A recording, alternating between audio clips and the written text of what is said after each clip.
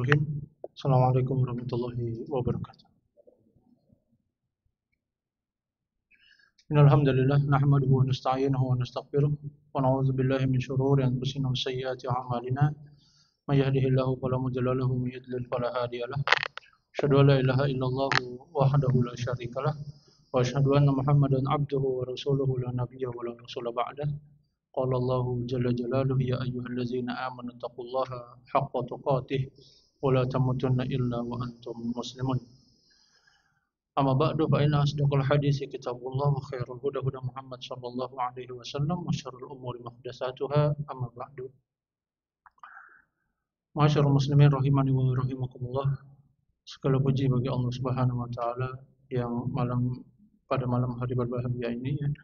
Allah Subhanahu wa taala masih memberikan banyak kenikmatan kepada kita, kenikmatan yang tidak bisa kita hitung-hitung, kenikmatan yang hanya bisa kita syukuri dan kita manfaatkan untuk ketaatan kepadanya. Kemudian salawat serta salam hendaknya kita haturkan kepada junjungan Nabi besar Muhammad sallallahu alaihi wasallam yang mana beliau merupakan manusia yang terbaik, manusia yang kita nantikan syafaatnya di yaumil qiyamah kelak. Dan semoga Allah Subhanahu wa taala memudahkan kita untuk mendapatkan syafaat beliau, amin ya rabbal alamin. Masyarul muslimin rahimani wa rahimakumullah, pada malam hari yang berbahagia ini insyaallah kita masih kajian tematik ya, kajian tematik karena kami masih menggantikan Ustaz Roni yang sedang bertugas untuk umrah tidak salah dengan terjemah umrah. Ya, insyaallah pada malam hari ini kita akan membahas tentang keutamaan sholat dan hukum atau ancaman Allah bagi yang tidak mengerjakannya. Keutamaan melaksanakan sholat dan hukuman atau ancaman Allah bagi orang yang tidak mengerjakannya. Bapak Ibu kaum muslimin rahimani wa rahimakumullah. Ya, sebagaimana kita ketahui bahwasannya sholat merupakan amalan yang penting.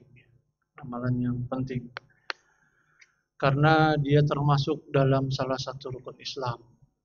Rukun Islam ada 5, apa saja Bapak-bapak? Yang pertama apa? Syahadat dulu ya. Kemudian yang kedua salat. Hafal kan? Hafal. Yang ketiga puasa atau zakat dulu. Zakat dulu ya. Kemudian yang keempat puasa. Yang kelima, haji. Sekaligus kita mengulang-ulang, murojaah nih namanya, ya, agar tidak lupa. Nanti karena saking seringnya kita dengar nanti lupa. Itu rukun iman, rukun Islam ada 5. Bapak Ibu yang dirahmati Allah Subhanahu Wa Taala. Rukun Islam ada 5 dan 5 amalan yang masuk dalam rukun Islam adalah amalan-amalan yang istimewa. Salah satunya adalah sholat. Salah satunya adalah sholat, yakni rukun Islam yang kedua. Yang mana karena amalan ini termasuk dalam rukun Islam, artinya amalan ini adalah amalan yang istimewa, amalan yang utama. Oleh karenanya tidak boleh untuk ditinggalkan. Nah, ada beberapa keutamaan sholat yang harus kita ketahui dan pasti sudah banyak yang kita ketahui, namun kita membahasnya untuk memotivasi kembali, untuk mengingatkan kembali, untuk membuat semangat kembali agar kita tetap menjaga sholat yang telah kita rutinkan atau kita lakukan tersebut. Yang pertama, keutamaan sholat, yakni sholat adalah tiang agama. Sholat adalah tiang agama. Di dalam sebuah hadis dari Muaz bin Jabal, Nabi SAW beliau bersabda, Ra'sul amril Islam, Ra'sul amri al-Islam, wa amuduhu as-salatu, wa zirwatu sanamihi al-jihadu. Pokok perkara seorang manusia adalah Islam, tiangnya adalah sholat, dan puncak dari Islam seseorang adalah jihad. Hadis riwayat Tirmizi. Al-Hafiz Abu Thahir mengatakan bahwa hadis ini hasan. Yang pertama, salat adalah tiang agama. Artinya, sebagaimana kita tadi telah murojaah, yang namanya tiang itu bahasa Indonesia. Kalau bahasa Jawa, tiang itu manusia. Jadi beda nih. Nah, kalau bahasa Arab, tiang itu bisa juga diartikan dengan rukun. Ya, dengan rukun. Rukun itu pojok-pojok atau tiang-tiang. Jadi yang namanya sholat adalah rukun agama. Rukun agama, tiang agama. Oleh karenanya, sholat ini harus ada ketika seorang muslim telah berikrar syahadat. Telah berikrar syahadat. Ini harus ada dan harus dilaksanakan. Karena ia adalah tiang agama. Karena ia adalah rukun dalam agama. Yang mana kita ketahui kalau bangunan tidak ada tiangnya, maka akan runtuh bangunan tersebut, maka tidak akan bisa berdiri. Begitupun Islam seseorang. Apabila tidak ada tiangnya, maka lama-kelamaan akan runtuh. Lama-kelamaan akan hancur, akan hilang. Ini yang pertama. Salat adalah tiang agama. Kemudian yang kedua, salat adalah pembeda antara seorang muslim dengan non-muslim atau kafir. Wa an Jabir radhiyallahu ta'ala anhu qala sami'tu Rasulullah sallallahu alaihi wasallam yaqul inna baina rajuli wa baina syirki wal kufri tarkus shalah. Rawahul Muslim. Dari Jabir radhiyallahu ta'ala anhu, ia berkata bahwa ia mendengar Rasul sallallahu alaihi wasallam bersabda, sesungguhnya pembeda antara seorang muslim dengan orang non-muslim, antara seseorang dengan kesyirikan dan kekufuran adalah meninggalkan salat. Hadis riwayat Muslim. Oleh karenanya, berdasarkan hadis ini ya, Bapak Ibu yang dirahmati Allah Subhanahu wa taala, para ulama berbeda pendapat tentang orang yang meninggalkan salat. Hukum orang yang meninggalkan salat. Terbagi menjadi dua para ulama. Yang pertama, hukum orang yang meninggalkan salat karena meremehkan. Karena tidak peduli dengan syariat sholat, karena dia tidak mau sholat, maka ijma para ulama tentang orang demikian dihukumi telah keluar dari agama Islam. Karena apa? Karena dia tidak mau sholat, dengan sebab dia meremehkan, dengan sebab dia tidak mau mengikuti syariat sholat, maka dihukumi dia telah keluar dari agama Islam. Kemudian, hukum yang kedua, tentang orang yang meninggalkan sholat karena malas. Karena malas. Karena tidak mau melaksanakan sholat. Karena terbebani. Karena malas. Maka para ulama mengatakan dia tidak keluar dari Islam, namun dia melaksanakan dosa besar. Dan orang yang demikian harus bertaubat kepada Allah Subhanahu wa taala. Ini sebagian ulama berpendapat demikian. Ulama yang lain berpendapat bahwasannya orang yang meninggalkan sholat meskipun karena malas dihukumi telah keluar dari Islam. Telah keluar dari Islam. Oleh karenanya perkara sholat ini adalah perkara yang penting, Bapak Ibu yang dirahmati Allah Subhanahu wa taala. Tidak boleh diremehkan, tidak boleh ditinggalkan sama sekali. Bahkan para ulama membahas ketika seseorang dia dihukumi telah keluar dari Islam karena tidak melaksanakan sholat, maka di dalam Islam itu kalau dia telah dihukumi murtad keluar dari Islam, dia harus dihukum mati. Dia harus dihukum mati. Maka para ulama berbeda pendapat. Hukuman matinya dengan apa? Bayangkan Bapak Ibu. Saking pentingnya perkara sholat sampai ulama demikian luar biasa perhatiannya. Bahkan sampai kalau orang yang meninggalkan sholat karena meremehkan, karena tidak mau melaksanakan sholat, tidak menerima syariat sholat ini, lantas dihukum matinya seperti apa? Para ulama berbeda pendapat lagi. Ada yang mengatakan ya dipenggal biar dia merasakan bahwasannya ya perkara ini bukan perkara yang ringan. Ada sebagian lagi ulama yang mengatakan ya hukumannya pokoknya hukuman mati. Pokoknya hukuman mati. Luar biasa. Bapak Ibu yang dirahmati Allah Subhanahu wa taala, luar biasa. Oleh karenanya perkara salat ini bukan perkara yang remeh, Bapak Ibu. Bukan perkara yang remeh. Bukan perkara yang remeh. Nah, ini yang kedua. Salat adalah pembeda antara seorang muslim dengan kekafir. Kemudian yang ketiga, salat adalah amalan yang langsung diperintahkan oleh Allah kepada nabinya dari langit yang ketujuh. Sebagaimana kita mengetahui peristiwa Isra dan Mi'raj Nabi Shallallahu Alaihi Wasallam, dan mungkin Bapak Ibu sudah mendengarkan kajiannya di sini. Namun yang ingin saya tekankan adalah bahwasannya kewajiban sholat, syariat sholat, Allah berikan langsung tanpa perantaraan malaikat Jibril alaihissalam. Allah menyuruh langsung Rasulnya.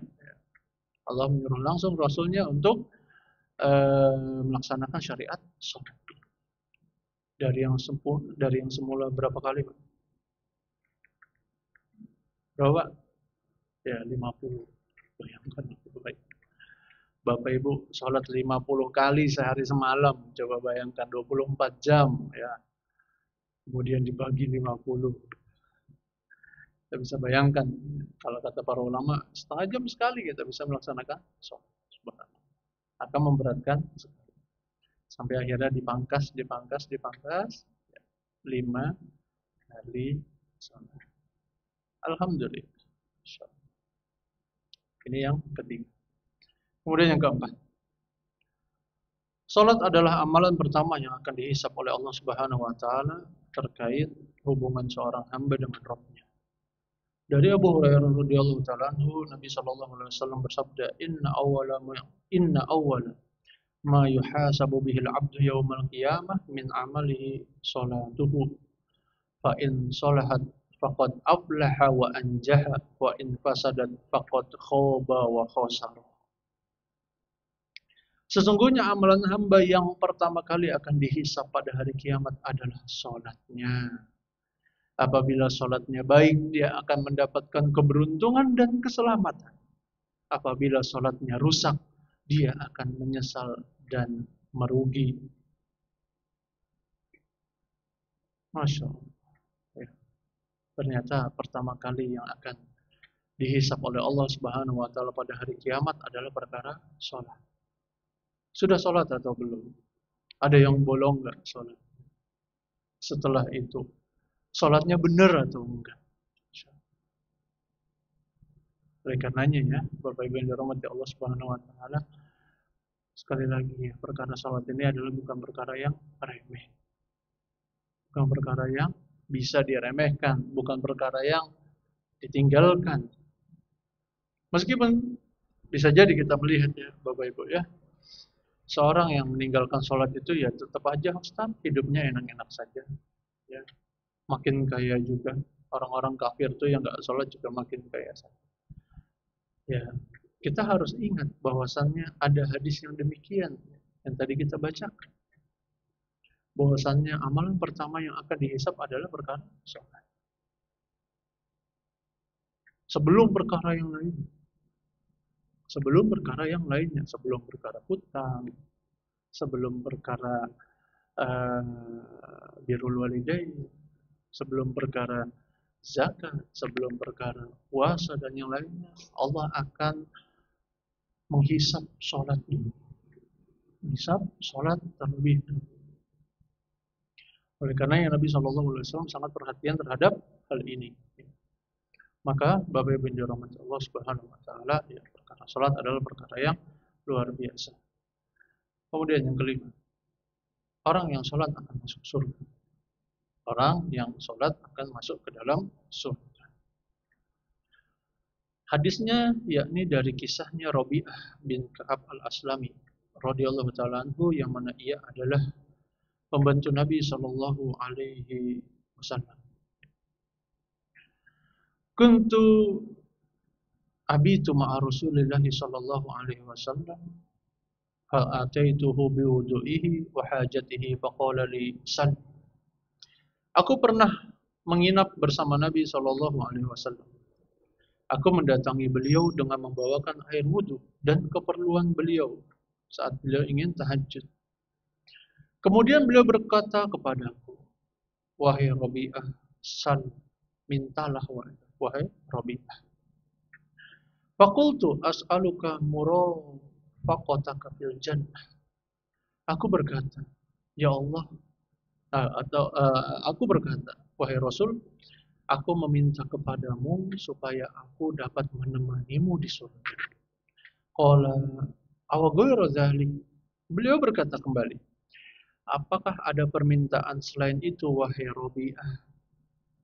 Qultu huwa dzak. Aku menjawab, enggak ada wahai Rasul, sudah itu saja, sudah cukup. Sudah cukup. Qala fa'inni ala nafsika bikasratis sujud. Maka beliau mengatakan, ya, tolonglah aku untuk mewujudkan keinginanmu tersebut dengan engkau memperbanyak sujud. Dari hadis yang mulia ini, Bapak Ibu yang dirahmati Allah Subhanahu wa taala, para ulama mengatakan bahwasannya salah satu kunci untuk bisa masuk surga adalah melaksanakan salat.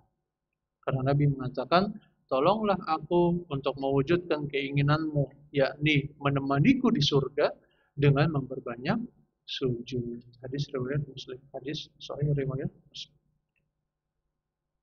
Jadi orang yang sholat, orang yang rutin mengerjakan sholat, Allah akan masukkan ia ke dalam surga.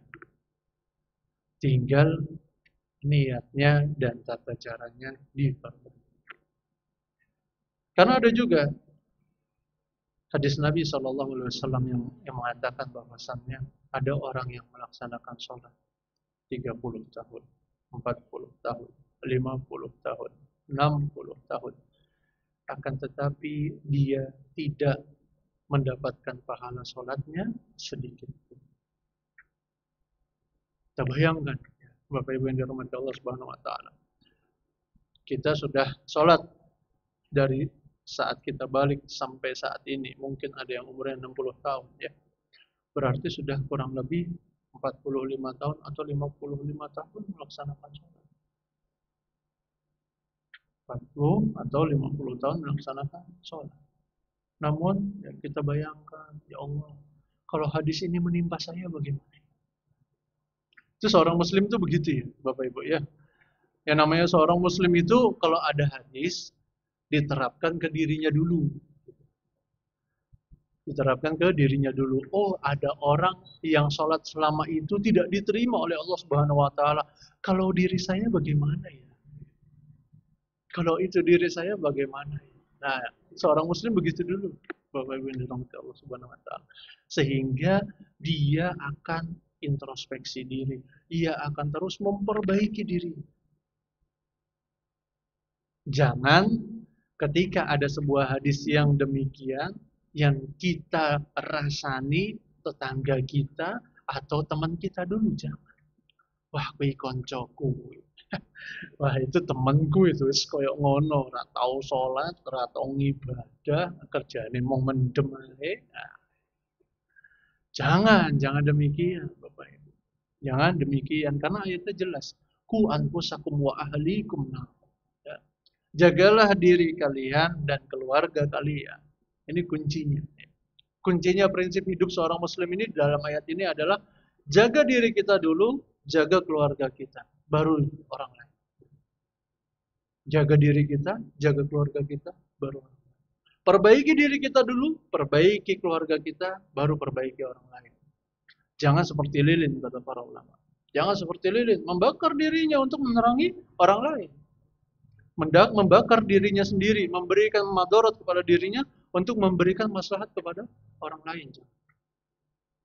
Ketika kita membaca sebuah hadis, oh, hadis tentang riba misalnya, atau ayat-ayat tentang riba misalnya, oh, pelaku riba itu akan dilaknat oleh Allah Subhanahu wa taala. Kita cek dulu. Oh, jangan-jangan di rekening saya masih ada riba. Jangan-jangan saya masih melakukan transaksi riba. Ketika ada hadis mengenai misalnya mengenai hukuman bagi orang yang tidak melaksanakan puasa. Nanti di hari kiamat di neraka mulutnya akan disobek oleh Allah Subhanahu wa taala dan dia akan terus mengucurkan darah. Maka kita melihatnya kepada diri kita dulu. Oh, jangan-jangan saya di masa muda dulu pernah tidak melaksanakan puasa.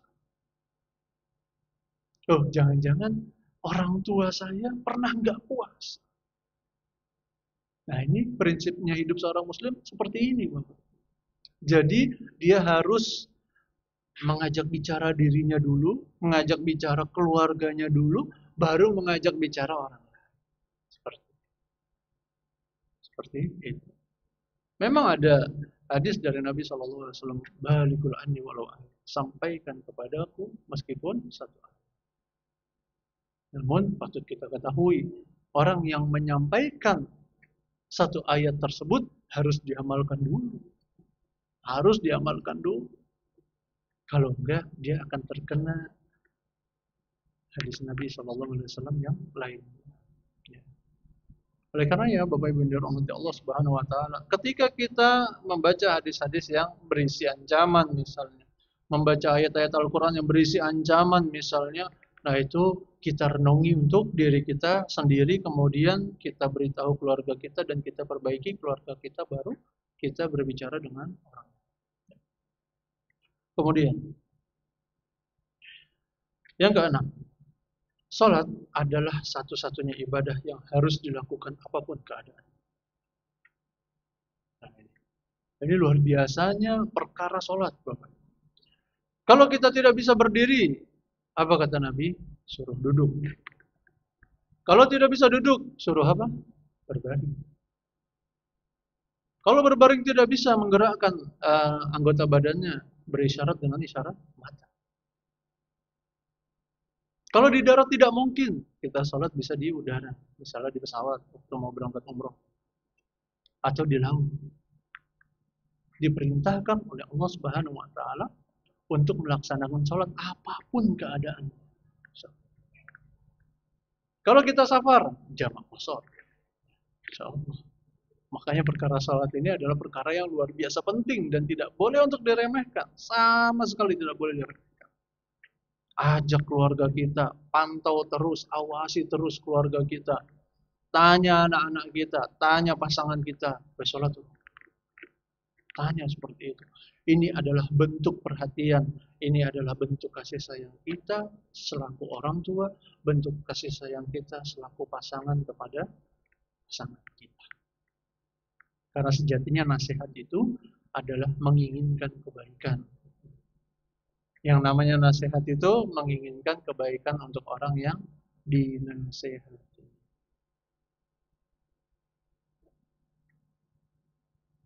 Nah ini, Bapak Ibu yang dirahmati Allah Subhanahu Wa Taala, ya. Salat adalah ibadah yang harus dilakukan apapun keadaan. Puasa, boleh nggak orang nggak berpuasa? Boleh nggak Pak? Boleh ya? Sepakat nih, boleh nih. Kalau dia tua renta, kemudian penyakit menahun yang nggak bisa sembuh, apa dia disuruh untuk berpuasa? Jawabannya tidak. Dia bisa membayar fidyah. Kemudian zakat. Zakat wajib nggak? Wajib bagi yang mampu. Kalau orang miskin, wajib nggak? Haji, wajib nggak? Haji wajib bagi yang mampu. Kalau nggak mampu, nggak wajib. Sholat, orang miskin wajib sholat nggak? Wajib. Orang kaya wajib sholat. Ibu-ibu wajib sholat, bapak-bapak wajib sholat. Dewasa wajib sholat, anak-anak yang sudah balik wajib sholat. Artinya sholat adalah perkara yang sangat istimewa. Kemudian yang ketujuh, orang yang rutin sholat berjamaah akan dicatat mendapatkan pahala haji. Dari Abu Umamah radhiyallahu taala anhu, Nabi sallallahu alaihi wasallam beliau bersabda, "Man masya ila salatin maktubatin fil jama'ati fahiya kahajatin wa man masya ila salatin tatawwu'in fahiya ka umratin nafilatin." Siapa yang berjalan menuju salat wajib berjamaah, maka ia seperti berhaji, dan siapa yang berjalan menuju salat sunnah, maka ia seperti melakukan umrah yang sunnah. Hadis riwayat Tabrani dalam kitabnya Al-Mu'jam Al-Kabir. Syalbani mengatakan bahwasanya hadis ini hasan, masih bisa diterima. Oleh karenanya, Bapak Ibu yang dirahmati Allah Subhanahu wa taala, jaga terus salat berjamaah, terutama bapak-bapak. Karena ibu-ibu diperintahkan salat berjamaah, salat di rumahnya lebih afdol, lebih utama salat di rumahnya, ya. Akan tetapi bapak-bapak dianjurkan, ya, ada bahkan sebagian ulama yang mengatakan bahwasannya fardu ain. Insyaallah.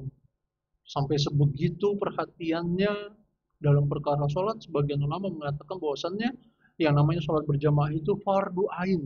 Artinya setiap orang, dia muslim, dia laki-laki, dia sudah akil balik, maka diwajibkan untuk sholat berjamaah. Ada sebagian ulama yang demikian. Bersandarkan dari hadis Nabi SAW ketika beliau mengatakan, "Aku akan bakar rumah-rumah orang yang tidak melaksanakan sholat berjamaah." Diambil dari keumuman hadis Nabi SAW demikian. Ada yang mengatakan bahwasannya fardu kifayah, ada yang mengatakan bahwasannya sunnah muakkadah.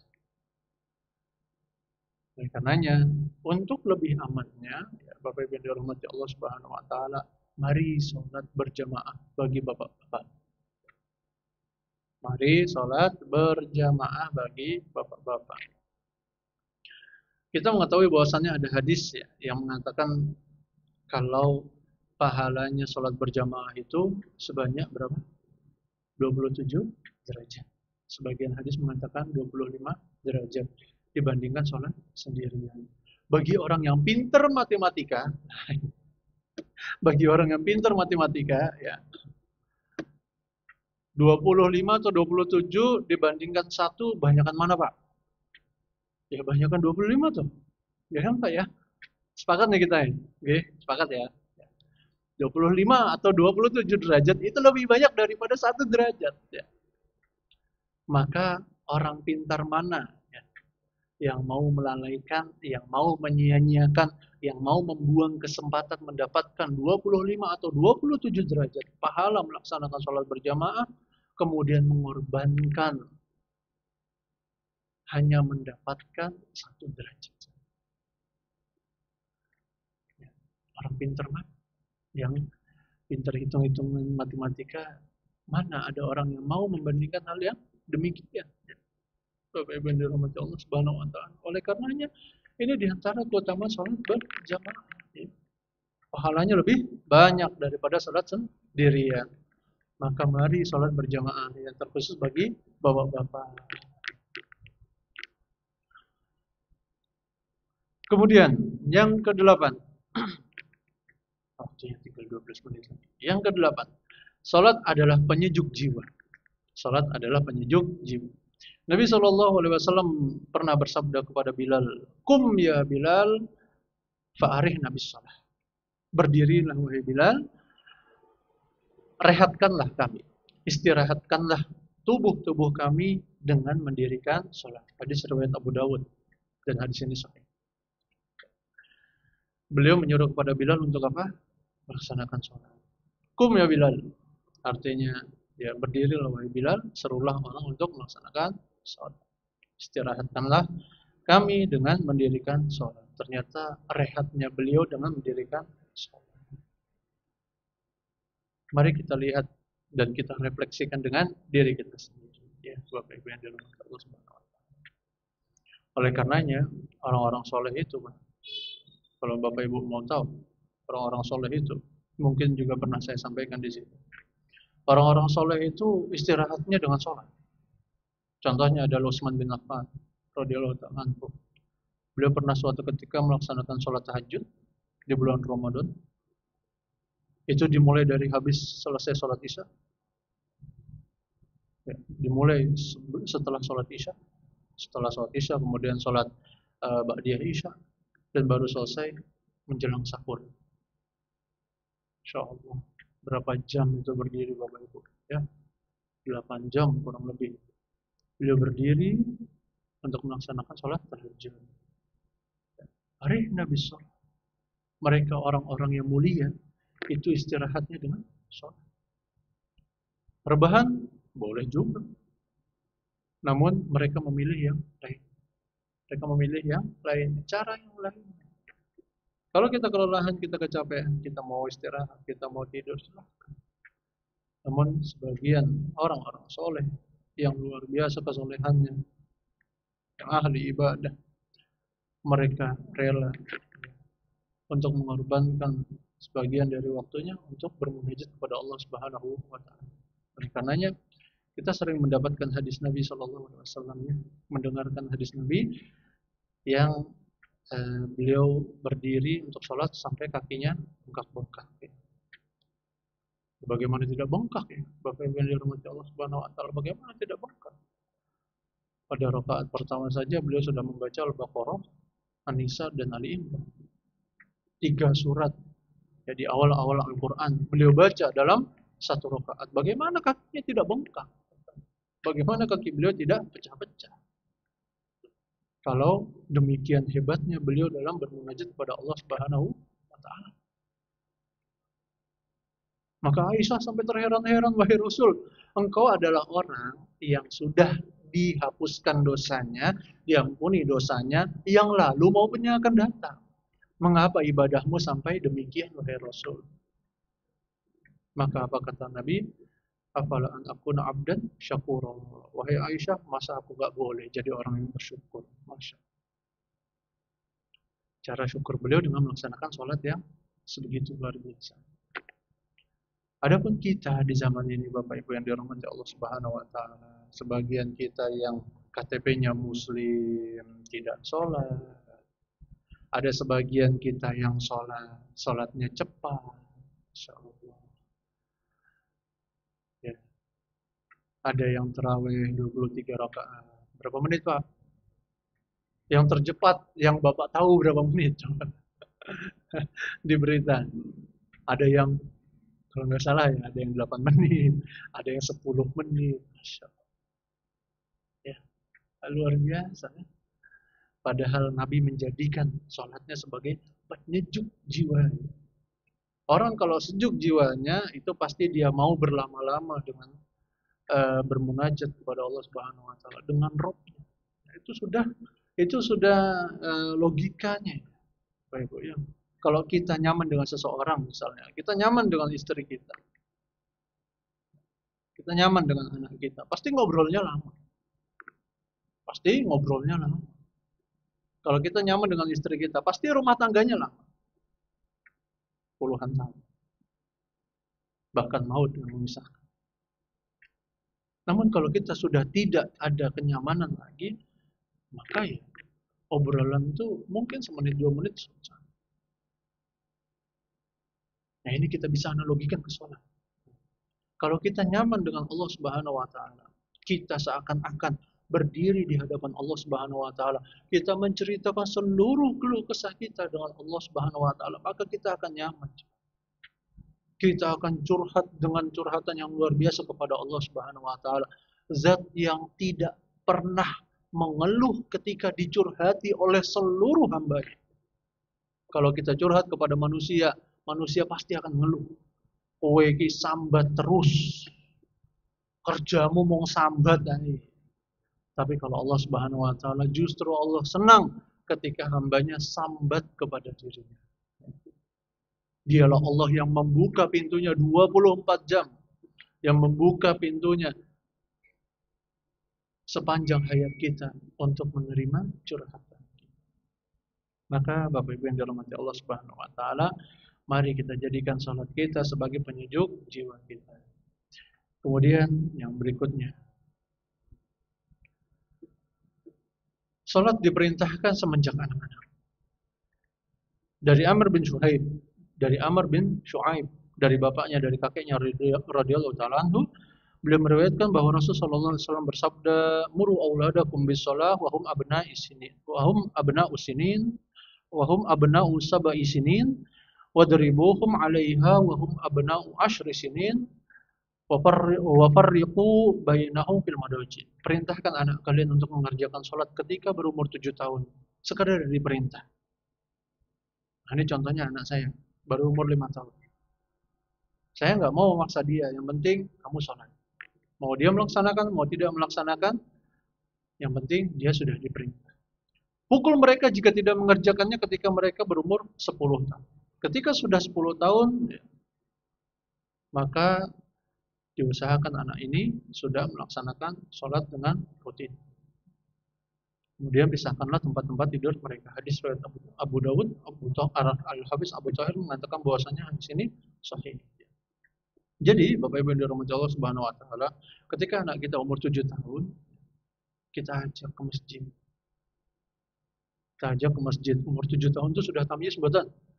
Sudah tamyiz gitu. Tamyiz itu artinya bisa membedakan mana yang baik dan mana yang buruk. Kalau umur 7 tahun belum bisa membedakan, nah ini masalah orang tuanya. Berarti orang tuanya masa bodoh, tidak mendidik dengan baik anak tersebut. Rata-rata umur 7 tahun itu sudah tahu mana yang baik. Nah, kalau di masjid, jangan berisik. Masjid ini tempat orang ibadah, bukan tempat orang olahraga. Bukan tempat kamu untuk lari-larian. Bukan tempat kamu untuk mengasah skill komunikasimu. Dengan teriak-teriak, bukan skill orasimu, bukan. Kita harus bisa menyampaikan kepada anak kita tersebut. Kalau dia masih melanggar, berikan hukuman. Seminggu kamu tidak ayah ajak ke masjid.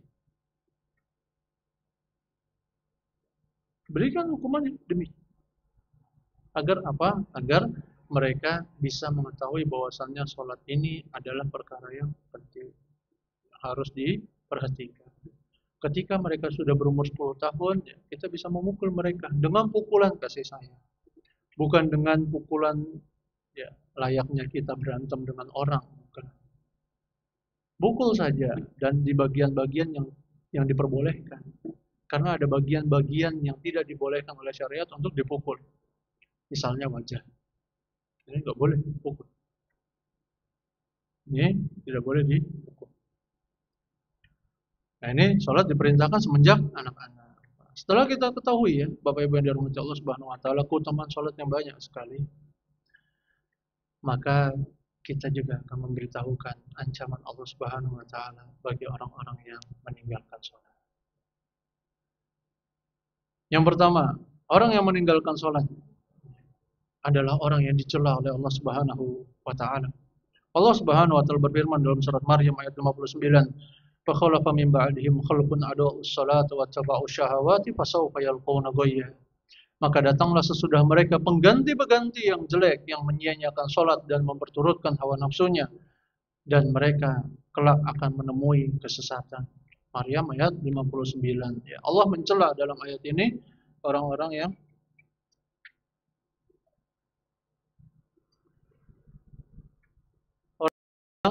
menyia-nyiakan salat ya. Ya. Orang-orang yang menyia-nyiakan salat, orang-orang yang meninggalkan salat. Itu yang pertama. Ya. Celaan Allah kepada orang-orang yang meninggalkan salat. Kemudian yang kedua, ya, orang yang menyia-nyiakan atau orang yang meninggalkan salat akan dikumpulkan dengan Qarun, Fir'aun, Haman dan Ubay bin Khalaf. Nabi SAW beliau bersabda, "Wa man lam yuhafiz 'alaiha," dan siapa orang yang tidak menjaga salatnya, lam yakun lahu nurun, dia tidak akan mendapatkan cahaya, wala burhanun, tidak akan mendapatkan burhan, bukti, wala najatun, dan juga tidak akan mendapatkan keselamatan. Wa kana yaumal qiyamah ma'a Qarun wa Fir'aun wa Haman wa Ubay bin Khalaf. Dan pada hari kiamat ia akan dikumpulkan bersama Qarun, Fir'aun, Haman dan Ubay bin Khalaf di neraka. Kemudian yang terakhir, orang yang tidak melaksanakan sholat akan masuk ke dalam neraka. Allah Subhanahu wa taala berfirman dalam surat Al-Mudaththir ayat 43 sampai 48, "Qalu lam nakum minal musallin wa lam nakun nut'imul miskin wa kanu nakhudu ma'al khaidin Wa kunna nukadzibu biyaumiddin hatta atana al-yaqin. Dan mereka para penghuni neraka Sakor mengatakan ya, bahwasannya kami dahulu tidak termasuk orang-orang yang melaksanakan sholat. Subhanallah. Hukuman Allah paling berat adalah masuk ke dalam neraka. Yang mana kita ketahui bahwasannya neraka sangat luar biasa mengerikan. Terakhir, Bapak Ibu yang dirahmati Allah Subhanahu wa taala, nasihat bagi kita yang masih melalaikan salat. Terakhir, Allah Subhanahu wa taala akan menanyakan kita tentang waktu-waktu kita, termasuk waktu yang kita manfaatkan untuk salat. Oleh karenanya, ketika Allah Subhanahu wa taala memanggil kita untuk salat, mari kita laksanakan salat. Tinggalkan seluruh kegiatan-kegiatan duniawi kita menghadap kepada Allah Subhanahu wa taala. Tidak lama Bapak Ibu ya. Bapak Ibu sholat mungkin sholat subuh hanya 5 menit, maksimal 10 menit. Kita menghadap kepada Allah Subhanahu wa taala. Dibandingkan dengan waktu setelahnya yang bisa kita manfaatkan untuk pekerjaan-pekerjaan duniawi kita. Oleh karenanya, mari kita manfaatkan waktu kita, rutinkan kembali sholat kita. Ya. Jangan kita sia-siakan, kalau bisa jangan sampai kita terlewatkan sholat, jangan sampai kita mengakhirkan sholat sampai di luar waktunya. Demikian yang bisa kami sampaikan. Semoga sedikit bermanfaat. Sallallahu alaihi Muhammad wa alihi wasallam. Akhir da'wana alhamdulillahirabbil alamin. Kita tutup dengan doa kafaratul majlis. Subhanakallahumma rabbana wa bihamdika asyhadu an la ilaha illa anta astaghfiruka wa atubu ilaik. Wassalamualaikum warahmatullahi wabarakatuh.